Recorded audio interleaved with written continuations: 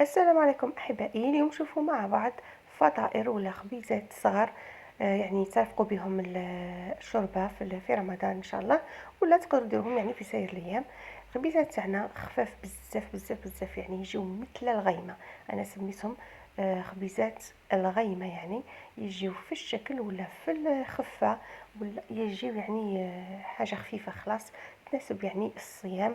روحوا مكونات تاع الوصفة تاعنا بسيطة جدا. يعني واش راح نحتاجو كاس من الحليب، بيضة، و نص فنجان من الزيت، ولا تقدروا ديروا 4 ملاعق كبار من الزيت. عندنا هادو المكونات الرئيسيه. اول حاجه نحطوا الحليب تاعنا. الحليب يكون دافي، يعني اكثر من دافي شويه، درجه الحراره تاعو تكون زايده شويه على دافي. دونك نحطوا الحليب دافي جدا، يعني ساخن تقدر تقول. نزيدوا له الزيت تاعنا اللي هو 4 ملاعق كبار ولا نص فنجان. نزيدوا له ملعقه صغيره تاع التاي، هذيك صغيره خلاص، بومبي يعني جبل كما راكم كنتو تشوفوا فيها، من الملح. 2 ملاعق يعني ممسوحين من السكر، نفس الملاعق صغار تاع التاي. وملعقه خميره الخبز، ملعقه بومبي كبيره، يعني كبيره وتكون معمره مليح من الخميره. خلطوا شويه برك، ومن بعد نزيدو نضيفوا بياض البيضه تاعنا. الصفار طبعا راح نحطوه في الفنجان تاع الزيت ونحتفظوا به. فيما يخص الزيت ايضا تقدروا تحطوا زيت المائده كما هنا، كما تقدروا تستعملوا زيت الزيتون ايضا، يعني يجي ثاني رائع جدا. هذه هي. نخلطوا جيدا هذه المكونات، نحاولوا نخلطوا. المرحله هذه مهمه جدا، نحاولوا نخلطوا مليح حتى تذوب، نحسوا بلي خميره الخبز يعني دابت، يعني تفاعلت، ماشي دارت لي بول مي دابت. هذه هي مع السكر والملح. هذه هي. نديرو جيدا، نخلطو جيدا ملي باغوا، نحيو كل الكميه تاع الخميره، ومن بعد نبداو نضيفو في الفرينه. الفرينه يعني على الكميه هذه راح نستعملوا 2 كيسان. نفس الكاس اللي كيلت به الحليب هو اللي راح نكيل به الفرينه. الفرينه تاعي من نوعيه سيم كالعاده. دات لي 2 كيسان. تقدروا نتوما طبعا تقدروا ديروا اكثر من 2 كيسان، يعني ب2 ملاعق ولا اقل ب2 ملاعق. المهم نبداو نحطوا الكاس الاول بالتدريج، يعني نبداو نحطوا الفرينه بالتدريج. مهم جدا ايضا باش تتفاعل الخميره. شوفوا العجينه هذه تتفاعل ليه يعني تيتخلط فيها وانت تحس فيها بدات تخمر. هذه هي لا بارتيكولاريتي تاع العجينه هذه، تجي من اخف، يعني انت تخدمي فيها وهي راهي تخمر يعني معك، تحسيها بلي بدات تخفف مباشره. حنا نديرو بالعقل الفرينه، لان قد ما نكون نحطوا الفرينه دفعه واحده، يعني تحطوا الكيسان دفعه واحده، راح ما تجي ثقيله شويه، ما تجيش تخمر ليه. على هذه لازم نحطوا الفرينه على 4 دفعات 5 دفعات. هذه هي بالعقل، ونخلطوا جيدا بالفوي. ومن بعد نديرو، درنا الكاس الاول كامل على 3 دفعات ومن بعد حطينا الكاس الثاني، حطينا منه شويه فقط. ومن بعد كي بدات العجينه تاعي معايا تولي ثقيله، ننزع الفوي ونبدلو بلا سباتول.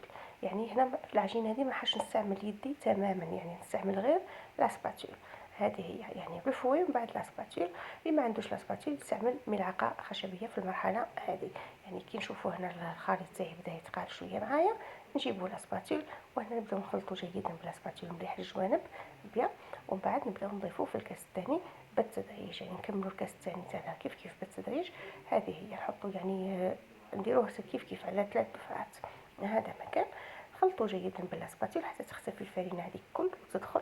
وهنا راح نتحصلوا على عجينه اللي تكون كولونت، يعني تتلاصق، ما راحش باش تجينا، لا باش نتحصلوا على الفطائر هذو ولا الخبيزات هذو اللي يجيو خفاف بزاف، لازم العجين يكون معاي خفيف، يعني يتلاصق، يعني ما نقدرش نستعملو بيدي اصلا، يعني يجي يتلاصق كما راكم تلاحظوا.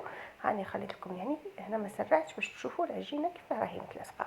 هنا كلش راح ندير، نجيب شويه زيت، ندهن السطح بالزيت، وندهن ايضا القاعده، نغطيه هنا. ما راحش نخليه يختمر، ولا راح جوست باكروتوني، نوجد لا غارنيتور اللي هي نقطع شويه فلفل اخضر وشويه فلفل احمر. لا كان عندكم فلفل بالالوان ديروا فلفل بالالوان، سينو باش على جال الالوان ديروا شويه طماطم، تكون نحيتوا لها الزريعه ونحيتوا لها الماء تاعها، يعني غير الصلب من الطماطم. شويه جبن، هنا درت جبن موتزاريلا كان متوفر عندي، وزيتون اسود.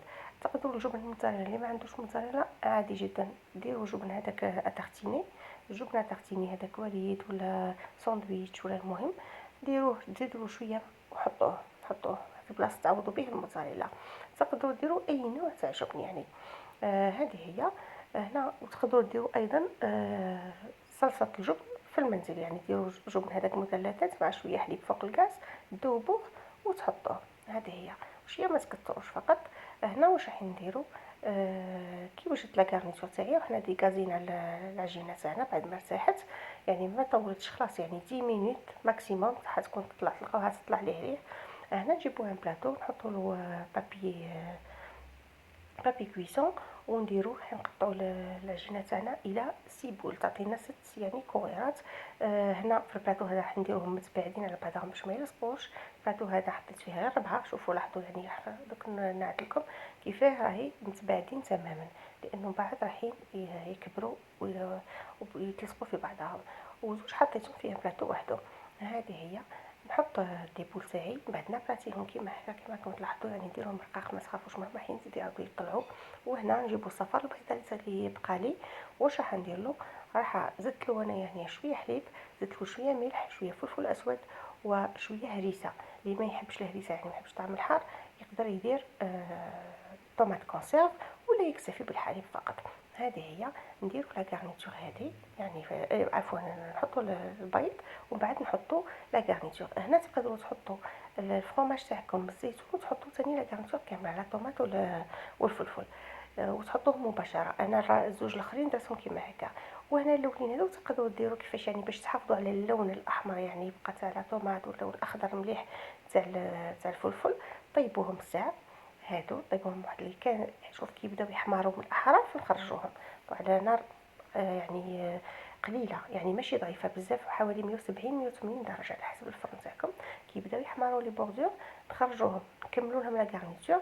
هذه من اجل يعني الالوان باش يبقاو الالوان محافظين عليهم، يعني ما يطيبوش بزاف. الفلفل تاعنا يبقى اخضر فيف يعني لا كولور تاعو فيف كيما هكا، ولا طوماط كيف كيف كيما راكم تلاحظوا.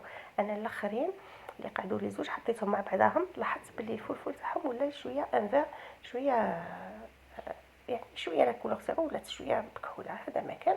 لاحظوا جيدا. هذه هي الوصفه تاعنا تاع اليوم. ترافقوا بهم الشوربه تاعكم ولا الحريره ولا يعني يجيو من اروع ما يكون. هذه هي. هادو الاخرين كما قلت لكم يعني شوفوا الاخضر تاعهم لاني حطيتهم في البدايه، هذا هو الفرق. نتمنى تجربوا الوصفه هذه وتخلوا لي تعليقكم تحت الفيديو. والفيديو المقبل ان شاء الله درت لكم انا بيرسو عليه راح نديرو باذن الله الكنافه. حنمت لكم نوع الجبن اللي متوفر في الاسواق ويعطينا ذوق رائع يعني مع الكنافه، ويتمشى جيدا مع الكنافه ويجي مطاطي. وراح نوري لكم يعني اسرار كثيره تاع الكنافه، فكونوا في الموعد والى الملتقى.